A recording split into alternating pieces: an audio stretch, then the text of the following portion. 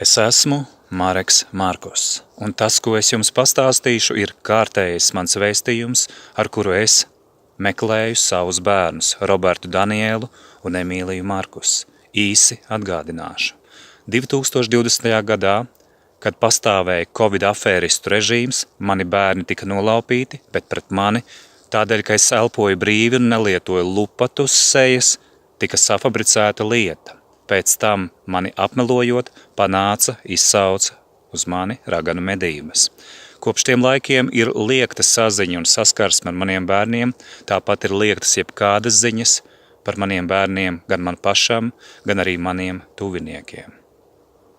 Es šajā reizē, uzrunājot atkārtoti savus bērnus, cerībā, ka vai viņi paši, vai arī ar draugu vai pazīstamo cilvēku starpniecību saņems šo liecību, es pastāstīšu atmiņas no agrākās dzīves un arī par laikiem, kuriem ejam cauri mēs visi būdami tālumā.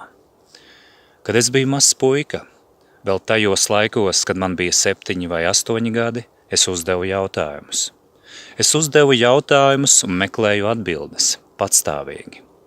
Skola šajā ziņā īpaši nepalīdzēja. Skolas, kā es vēlāk pārliecinājos, un kā to var pārliecināties ik viens cilvēks, neveicina cilvēka individuālo, patstāvīgo domāšanu un izaugsmi. Un tajā laikā, kad daudzi lasīja to, ko viņiem lika, arī es dažu brīdi, protams, darīju tā kā daudzi bērni. Taču paralēli un visbiežāk es meklēju atbildes ārpus satura, ko prasīja skolas. Es uzdevu jautājumus, meklēju atbildes, kādas no tām atradu. Daudzas, protams, nē. Ejot savai dzīvē cauri, kad paaugos, es turpināju pa savām meklēt patiesību. Redzot to, kas notiek visu apkārt, gan bērnu, gan jauniešu, gan viņu vecāku, mūsu vecāku un citu cilvēku dzīvē, es pamanīju tādu kā tukšumu. Pārsvarā es redzēju tukšas cilvēku attiecības. Arī manu sirdsapziņu tas nomāca, jo es ilgojos pēc patiesā, pēc tā, kas ir godīgs, godīgi, taisnīgs, taisnīgi. Un es to laiku neatradu, taču es atradu ko tādu, kas radīja pirmos priekšstatus par to, kas ir patiesība. Es ieguvu ticību Dievam, un tas īsumā sakot, nav tas tradicionālais stāsts, ka cilvēks nonāk kādā baznīcu sistēmā un tad viņš ievēro tradīcijas. Nē, mans stāsts bija pavisam cits. Es ieguvu tādu ticību, kuru var pārbaudīt ar reāliem darbiem. Es dzīvoju tā daudzus gadus un turpinu ar vien dzīvot. Protams, daudz, kas ir pamainījies kopš tiem laikiem. Taču iegūstot ticību Dievam, es, protams, laika gaitā, kad paaugos, kad jau biju arī pabijis armijā, un pēc armijas, kad devos tā saucamajā darba dzīvē, es pamanīju netaisnību, kā cilvēkus izmanto, krāpj, un vērsos pie tā saucamās valsts un jautāju atbildību, kāpēc šādi notiek. Un jau tajā laikā, kas bija 2000. gadu sākums, es pamanīju, ka viņi atrakstās. Viņi nepalīdz cilvēkiem, kuri tiek apmānīti. Viņi nepalīdz cilvēkiem, kuri tiek apkrāpti. Un es turpināju uzdot jautājumus. Un kad bija atnācis interneta laikmets, par to rakstīju publiski. Dažādos tā laika fórumos, pēc tam laika gaitā veidoju arī savas mājaslapas un bieži vien diskutēju ar cilvēkiem gan klātienē, gan arī interneta vidē. Manā dzīvē tolaik, kad bija 2004. 5. gads, tie bija īpaši gadi, jo pēc tam, kad es baznīcas sistēmā biju daudzu gadu garumā, strādājis ar bērniem, ar jauniešiem, rīkojis nometnes, pārgājienus, laivu braucienus, dziesmotus pasākumus, apciemojis cilvēkus viņu mājās, ģimenēs, arī grūtos brīžos slimnīcās, tāpat bērnu namos bērnus.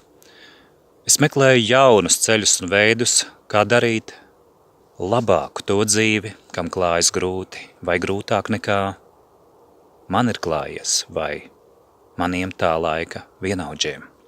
Un viens no tiem veidiem, kā Es darbojos tajā laikā jau pieminētajā 2004., 5.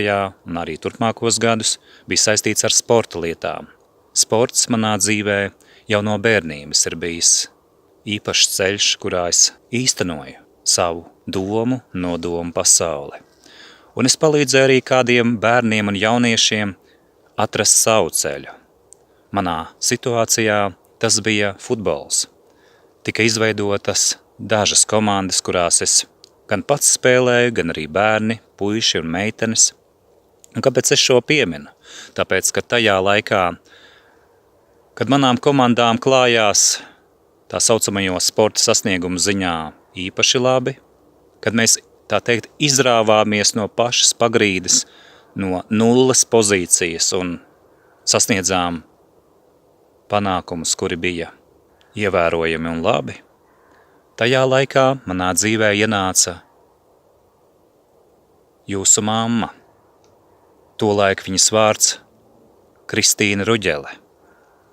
Jūsu mamma bija noslēpumaina jau no pirmajām dienām, lai gan ārēji viņa apliecināja to, ka viņa mani mīl. Es jums šo stāstu, mani bērni, lai jūs zinātu patiesību, lai arī jūs uzdotu jautājumus un saņemtu atbildes. Viņa radīja man ilūziju, ka arī viņa ir ticīgs cilvēks, kas meklē patiesību, un tā kā es biju daudzus gadus strādājis ar dažādām ģimenēm un bērniem, es arī viņu savā dzīvē sākotnēji ielaidu kā cilvēku, kam klājas grūti. Ielaidu tādā nozīmē, ka es nepagāju garām. Es uzklausīju un atbalstīju, cik man tas tolaik bija iespējams. Un tad, kā tas dažkārt dzīvē mēdz notikt, mēs kļuvām tuvāki. Taču es nezināju, ka tas, ko dara viņa no savas puses, ir noliekuļots un nebija pa īstam. Es nevarēju tolaik savā naivumā iedomāties to, ka cilvēks, kas ar vārdiem un dažādām sirsnīgām intonācijām saka, ka mīl, ka varētu to imitēt, jeb melot ar to. Un kā vēlāk atklājās, pirms atkal pieminu tos notikumus, kas ir saistīti ar jūsu nolaupīšanu Covid afēras laikā, es šoreiz pastāstīšu tieši tās patiesības šķautnes, kuras iespējams jūs, mani bērni, līdz šim nezinājāt. Tātad, ja jūsu mamma ienāca manā dzīvē tad, kad man un cilvēkiem, kuru labā es strādāju, klājās labi un labāk, tad viņa mani aizveda prom no tās dzīves, kas bija mani hobiji, man arī profesionālā nodarbošanās. Viņa sacīja man to, ka es viņai pietrūkstot mājās. Viņa pat dzēsa ārā manus draugus dažādos portālos, jo sevišķi meitenes un sievietes un cilvēkus, ar kuriem es agrāk biju strādājis, rūpējies par viņiem, un jūsu mamma zina, ka tā tas bija, un tomēr viņa dzēsa ārā, lai tādējādi paņirgātos par mani. To es sapratu laika gaitā. Un padomājiet, mani bērni paši, kā tad tas ir. Ja jūsu mamma ienāca manā dzīvē sacīdama, ka mani mīl, sacīdama, ka viņai manis pietrūkst mājās, ka es esmu pārāk aizņemts, tolaik biju pārāk aizņemts viņas prāt ar tām nodarbēm, kurās es biju iesaistījies, tad kā tas var būt, ka šī pati sieviete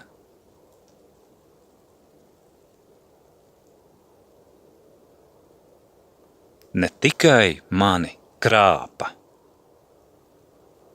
un reizē meloja, ka mīlot, bet pēc tam pārlecot pāri dažādiem notikumiem,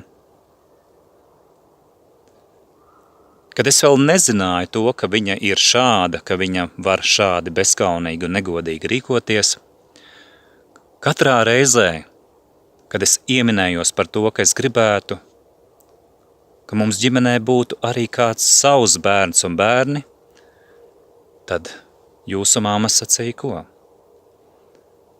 Ka lai pa priekšu ir sunītis vai kaķītis, vai kāmītis vai zivtiņas, vai arī putneņi. Pirms mūsu ģimenē ienāk pašu bērni. Jūsu mamma arī šādā veidā ņirgājās par mani, jo vairāk no pieminētajiem šiem te posmiem mūsu dzīvē tā arī bija. pirms ienācāt pasaulē jūs.